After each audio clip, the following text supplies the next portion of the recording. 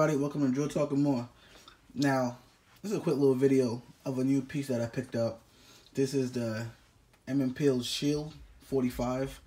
Many of you guys who've been following the channel for a while now know that my first EDC carry about a year and a half ago, I did my first video, which might have been the EDC of my Shield in 40 cal. Now, since then, of course, I've moved away primarily from carrying my Shield. I mainly carry my Glock 26. Many of you guys have seen that video. If not, I'll link it in the description as well. This Shield I've been trying to get my hands on for a while now. It was actually, when I first saw it, I only seen the model that had the safety, which for me, some may say a safety is necessary, some may say it's not.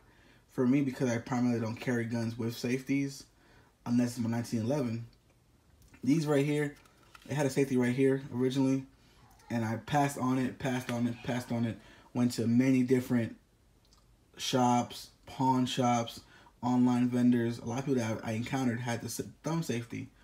Well, I walked to a local gun shop in my area, and one of the clerks, did her due diligence, went to the back and found me one. Paid a pretty good price for it, and I got it the same day.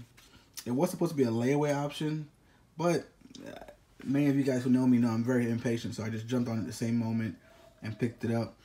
One thing I'll do for you guys is make sure it's clear, nothing in it. I know my past videos, I know I'm going off topic a little bit.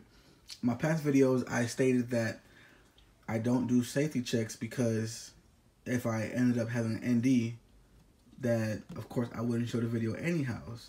But I had a comment from a viewer that kind of made sense. They advised me that the whole safety procedure is not more so for me or safety Nazis, but I might have a first-time viewer who may not understand, to make sure the weapon is clear. And I'm like, oh, I thought it was common sense, and then I remembered common sense isn't common. So anywho, back to the gun. So this is the Shield 45, very nice size, compact. Ergonomics is pretty good. Of course, these sights, I'm not a fan of them, but of course they're better than Glock factory sights. So this is the Shield 45. Now, of course, I bought mine used, so it only came in one mag. Since then, I bought the one you see over here, the one right here, and then a third one. Now, these do carry 7 rounds of 45 ACP. Of course, one in the chamber. That gives you 8. Essentially, you have a 1911 capacity. Now, don't get me wrong. I'm not comparing the Shield to a 1911 because that's apple to oranges. They just happen to fire the same round. Overall, for concealed carry, as far as weight goes, I think this is a very viable option. If you're looking right now in the market, M&P Shield is a very top competitor in the compact. And even if you want to go subcompact, they have a little bit for everybody. So definitely give M&P a check out, I would say. There's a lot of other competitors as well. You have your SIG 320 lines. You have your H&K VP9 series or SK series. Of course, my favorite was my Glock. As many of you guys know, I carry my Glock 43 and 26 a lot. Matter of fact, let me get them out real quick, and I'll show you a comparison between the Shield 45, the Glock 26, and the Glock 43. All right, so in comparison to the 26, but of course, my wife took my 26 today, so I took my 33 out, same size and everything. I'll make sure it's clear for you. It's clear. So with that being the case, I can give you a better look of the thickness. You can see the Glock's still more chunkier. You definitely could see that there. Same thing in the grip. Now, of course, the Glock will be shorter, making it a little easier to conceal carry. when concealed carrying, the hardest part is actually concealing this part from sticking out versus the barrel. That's the comparison between these two. Now, I'll pull out my 43, clear. Look at it.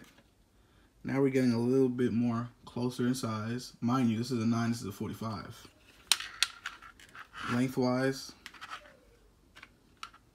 the shield may have it by a hair, and then in the grip, the shield still has it as far as length.